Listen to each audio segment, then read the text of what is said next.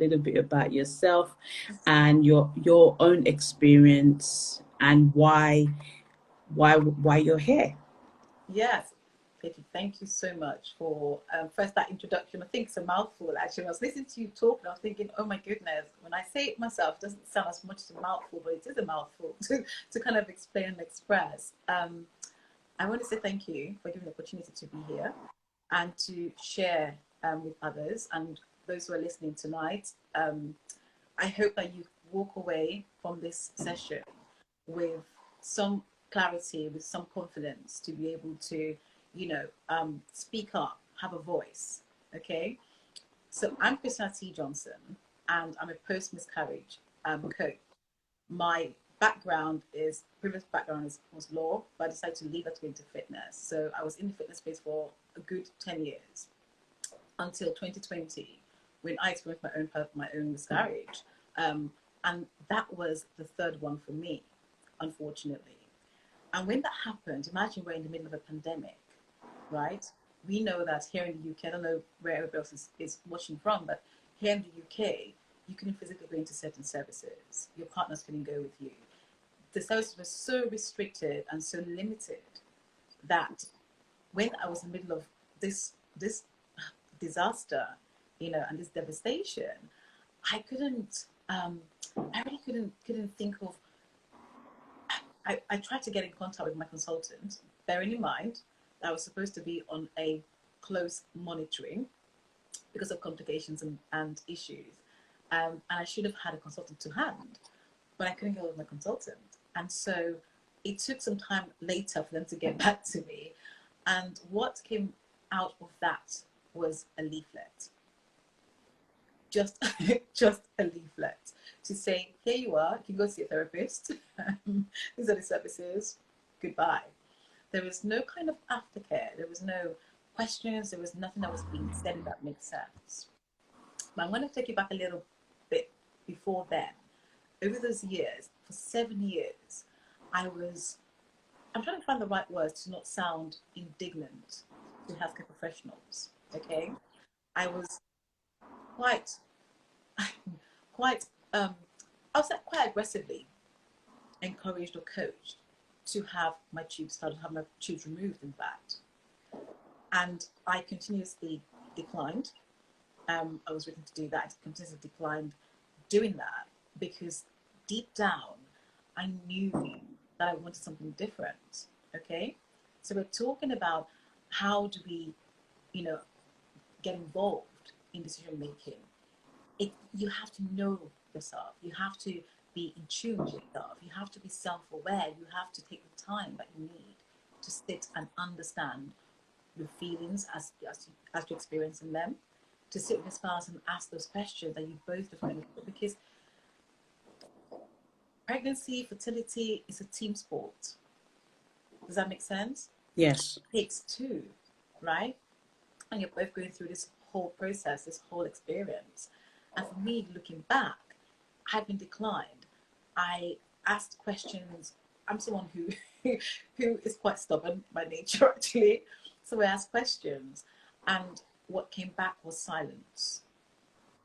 And I started to think, well, if I'm getting silence and my question's not being answered, there must be a reason for that.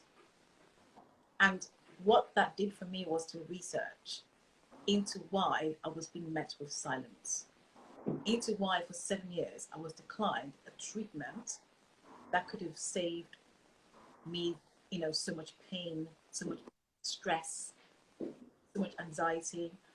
And what came out of that was medical records that had been left and had not been explained to me.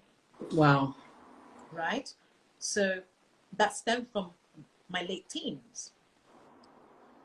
So it was having to ask for those records legally. You are actually entitled to the records, through the Freedom of Information Act. You can actually request those. And I started to read. It's just that I started to read into what my records looked like, what I had been left with, the damage that had been done to me in surgery that I wasn't aware of, that no one fully explains to me.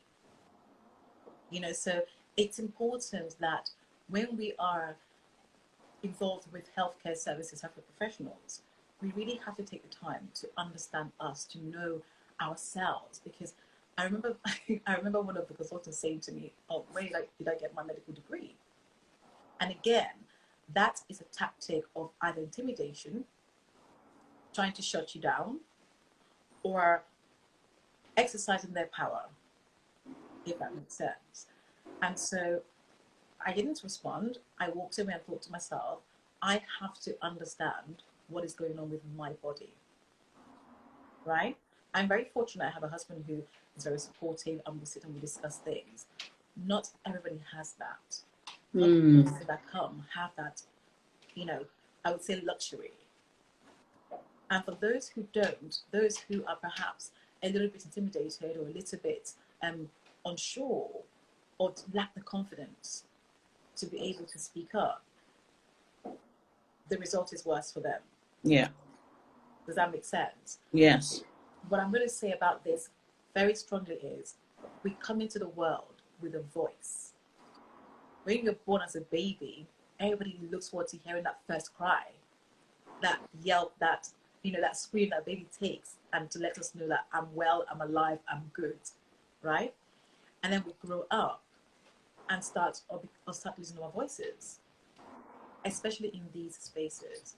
So if I go any further, I'm just going to, I mean, you know the stats already of pregnancy, in terms of pregnancy loss, baby loss, miscarriages. 1 in 4 will experience a loss within the first 12 weeks. Does that make sense? Yeah. 80% of couples and people that, you know, we've spoken to say they really want to be part of the process of the treatment, part of the process of being included, you know, in their care, because at the end of the day, it's about them. And if we're not, as healthcare professionals, being person-centered, what are we doing? Does that make sense? Yeah. For me, my mission is about really getting the couples and women that I work with to, first of all, understand what is going on within themselves. You know, what are you feeling? Why are you feeling this? What are you seeking? Because for the clients I work with that come to me, having a child or bringing a child into the world or starting a family is a dream.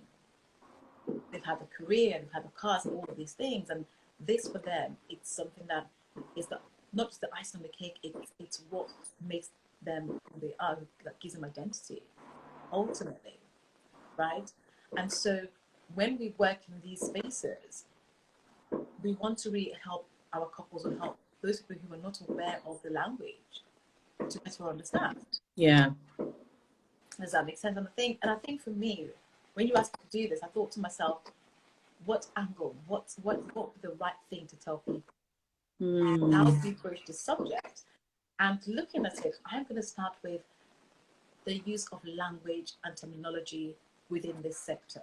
Okay, so I took the time to kind of look through I remember going through, I've written about this, I think on LinkedIn once, and also my personal experience, and thinking back years on reflection, the languages I've heard within the circle, and you talk to somebody who's also worked within the NHS, and the language that I've heard and did hear, you know, that I feel that it is very heavily gender-centered towards women, because naturally we carry the child.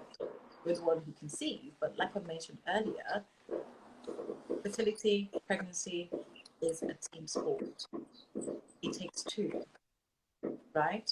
And so for women who already are struggling or feeling like they're struggling with fertility issues, the names that we have in, you know, from professionals and what we hear are things like geriatric mum. I've got a whole list of things.